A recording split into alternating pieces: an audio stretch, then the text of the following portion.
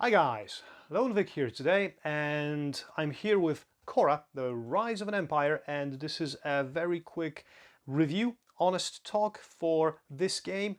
After a few plays in, I would like to share my impressions with you on whether the game is good, what I liked, what I didn't like, and maybe this will help you decide if you're on the fence on buying it or not, or get a little better informed. So let's dive in right now, and let's start with the positives as usual with this game. Now this is a game for 2 to 4 players, and this is a civ building game where you are expanding your city-state in ancient Greece.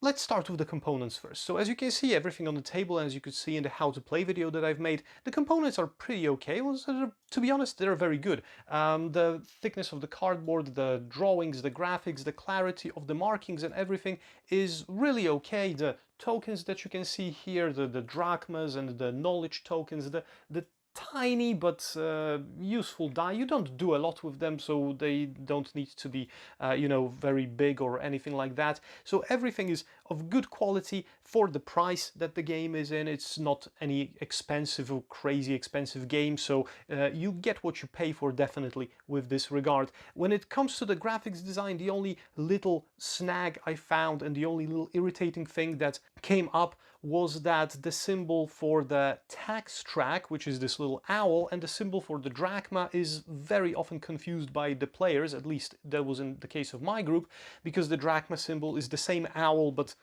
in a circle, and it kind of detracts from the readability a bit, but that's the only little thing when it comes to the graphical design of the game. Everything else is very clear and very easy to follow throughout the game, so kudos for that. The second thing is that the game is positively very easy to learn, and the explanations take 5 to 10 minutes. Everybody is into the game easily, so the threshold of the entry-level threshold is very low, to be honest, but the amount of things that you can do is pretty satisfying. With those 7 actions to choose from on those cards that you select every round, and you can select 2 or 3 every round, so you always have a few options and you have to decide between what you want to do, and you have to leverage this against that and see what other players will be probably doing, because you have the achievements to worry about, and you also have the cash income from the taxes to worry about, and the glory, which will score you points at the end of the game, the exploration, all of those different areas on the game board. Definitely a lot to think about and a lot to go through. So as you dive deeper into the game, you have a feeling that your choices, most of the choices matter, and that there is a lot to do here. Now, the next thing that is definitely a plus in my case is that this is a kind of a Civ City game. It's not a 4X, but it's a Civ City game nevertheless, and it's quick to play as well, because you can definitely fit it in an hour of game time. So it is a nice filler game of this bit of a more complicated level. Now usually the filler games that land on my table, like between those bigger games, are very simple ones, like New York Zoo, or I don't know, or Calico or something that plays quick, like half an hour, and everybody can get into and out of very quickly. And this can easily replace a filler game for a crowd that is a bit more demanding, because it's like higher level definitely than those simpler games that I've just mentioned, but it's still very quick to play and very easy to get into, and the setup and teardown are very quick as well, thanks to the insert in the box, so everything is very cool. You've got 7 nations to choose from for those 4 players, and every nation plays a bit differently with focus on different aspects. Some are more military oriented, some are more economy or culture oriented, so you have to adjust your strategy accordingly as well.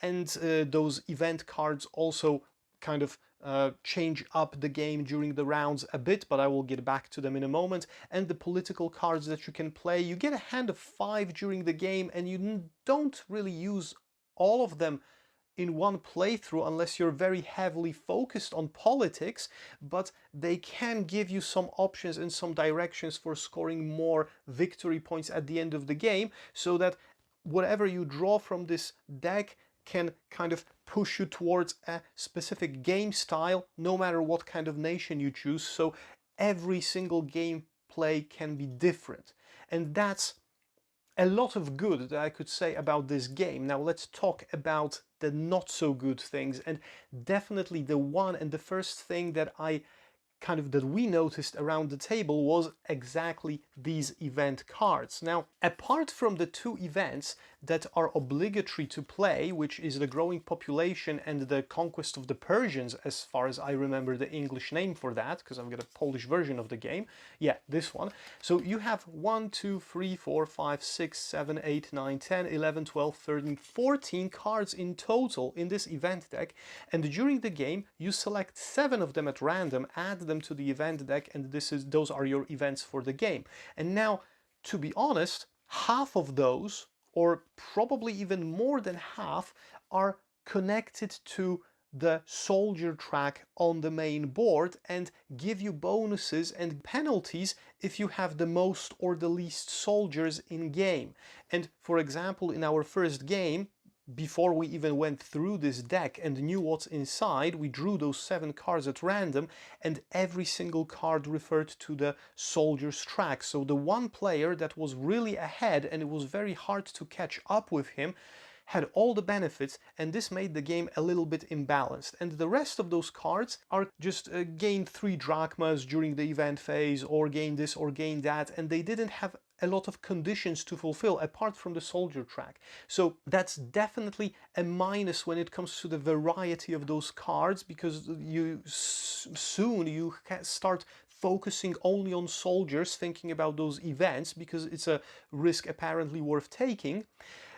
I think that there is an expansion room here when it comes to those cards. So if anybody is going to publish an expansion for this, I would really be happy if this expansion contained some new cards which would be better balanced, some new nations, obviously, that would be a bit more options to choose from, but definitely more event cards. This would help the game a lot. On Board Game Geek, I've already seen on the forums that people are designing their own cards which are more balanced, so you can download that as well, and this will definitely change up the game for the better. And the next thing that maybe, I don't know, you might consider a negative thing or not, depending, but for me, for example, it was a bit negative, is that this city building here is really limited to only navigating on those 4 tracks and exploring those levels and, you know, your player board.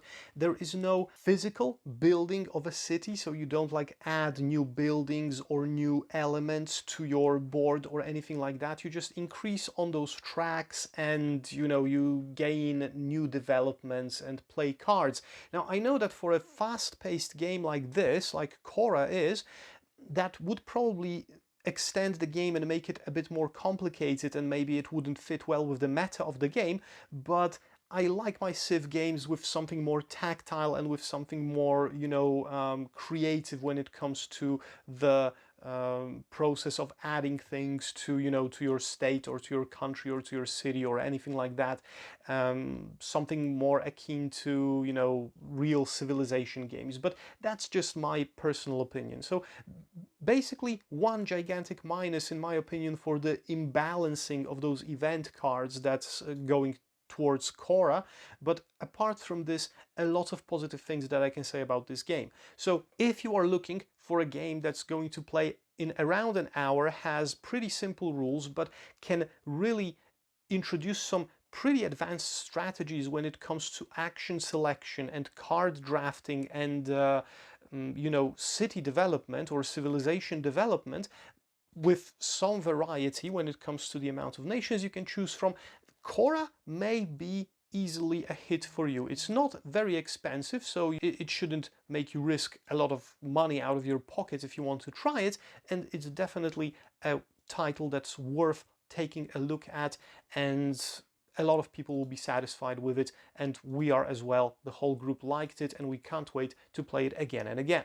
So this was Khora, Rise of the Empire. My name was Lone Vic. It was an honest talk review for this game. If you liked the review, if it helped you in any way, or, you know, decide whether to buy the game or not, check out all the other videos on my channel, hit the like button, click the subscribe, ring the notification bell, help the channel grow. And for now, this is all from me. Thank you very much. Have a great day. Bye bye.